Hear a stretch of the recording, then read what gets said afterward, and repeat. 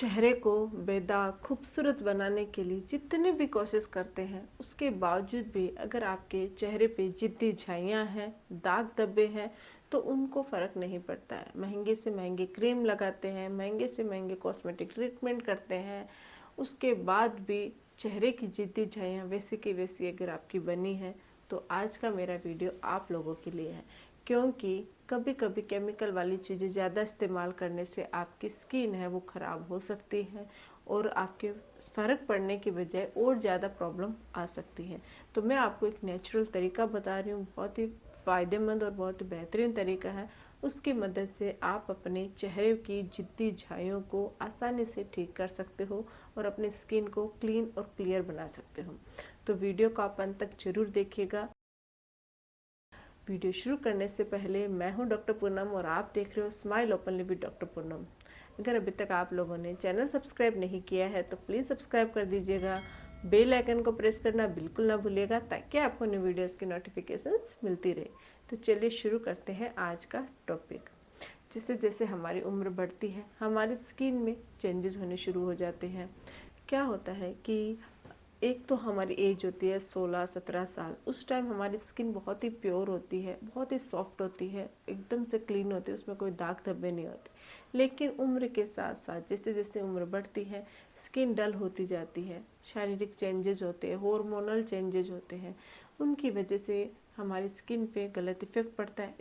इसके साथ साथ हम लोग भी क्या होते हैं स्किन पे तरह तरह की चीज़ें आजमाते रहते हैं और ज़्यादा खूबसूरत और ज़्यादा सुंदर दिखने के लिए कॉस्मेटिक ट्रीटमेंट करवाने लग जाते हैं, मेकअप करना शुरू कर देते हैं, या फिर फेशियल या महंगे से महंगे क्या होते हैं ये जो प्रोडक्ट होते हैं उनको हम हमारी स्किन पे लगाते हैं ताकि हमारी स्किन ग्लोइंग और खूबसूरत दिखे। एक बार के लिए वो दिखती भी है लेकिन उनके फिर साइड इफ़ेक्ट शुरू हो जाते हैं और उन साइड इफ़ेक्ट्स में सबसे बड़ा जो इफ़ेक्ट है वो है चेहरे पर पिगमेंटेशन होना।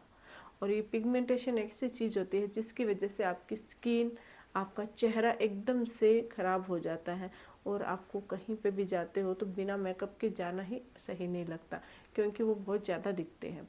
स्टार्ट में थोड़ी थोड़ी होती है लेकिन क्या होता है कि उसको छुपाने के लिए जब मेकअप का इस्तेमाल किया जाता है तो उससे वो स्थिति और ज़्यादा ख़राब होनी शुरू हो जाती है।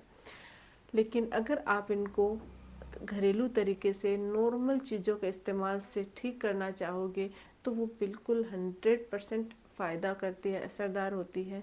लेकिन आपको इनको तरीके से करना है। साथ ही साथ ये क्यों हुई, किन कारणों की वजह से हुई, अगर ये आपको पता रहेंगे तो आपकी होम रेमेडी है वो जल्दी वर्क करती है। तो ये सबसे पहले तो हम यही जानेंगे कि हमारी स्किन है उस पर पिगमेंटेशन की समस्या होती क्यों है, झाइयाँ पड़ क्यों जाती है। तो झाइयाँ पड़ने के बहुत सारे कारण होता है। एक तो होता है महिलाओं में अक्सर ये प्रॉब्लम रहती है हार्मोनल इम्बैलेंस, यानी कि अगर आपके पीसीओएस की प्रॉब्लम है या पीरियड्स के दौरान या फिर आपकी थायराइड की प्रॉब्लम है या प्रेगनेंसी के दौरान हॉर्मोन्स चेंज होते हैं और अगर उस टाइम अगर आप ध्यान नहीं रखते हो, अपनी स्किन का प्रॉपर केयर नहीं करते हो तो आपकी झाइयों की समस्या शुरू हो जाती है। तो हार्मोनल इम्बैलेंस की वजह से झाइयों की प्रॉब्लम होती है।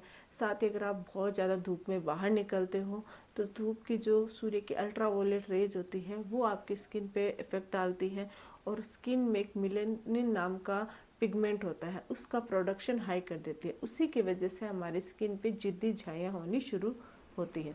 तो धूप में बाहर निकलने की वजह से हो सकती है, गलत कॉस्मेटिक प्रोडक्ट इस्तेमाल करने की वजह से हो सकती है, यानी कि अगर आपकी स्किन ड्राई है और आप ऑयली स्किन वाले प्रोडक्ट यूज़ करते हो, ऑयली है ड्राई प्रोडक्ट यूज़ करते हो, तो इन सब की वजह से भी आपकी स्किन है वो ख़राब हो जाती है।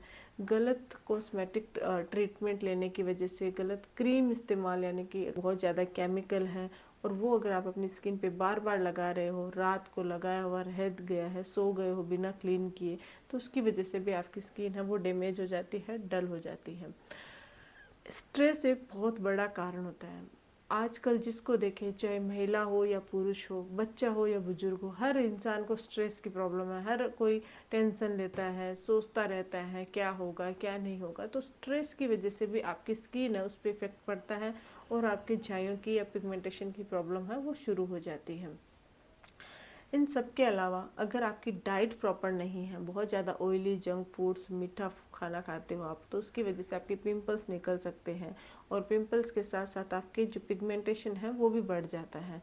बहुत मेडिकेशन पे हो बहुत लंबे समय से, कोई भी बीमारी है, सिस्टेमिक डिजीज है, या फिर बहुत सारे लोगों को नहीं होते लेकिन हल्के हल्के दर्द में भी वो बार बार मेडिसिन लेते रहते हैं, तो मेडिसिन के हाई डोज की वजह से भी आपके साइड इफ़ेक्ट की वजह से स्किन है वो डल हो जाती है और पिगमेंटेशन की समस्या हो जाती है।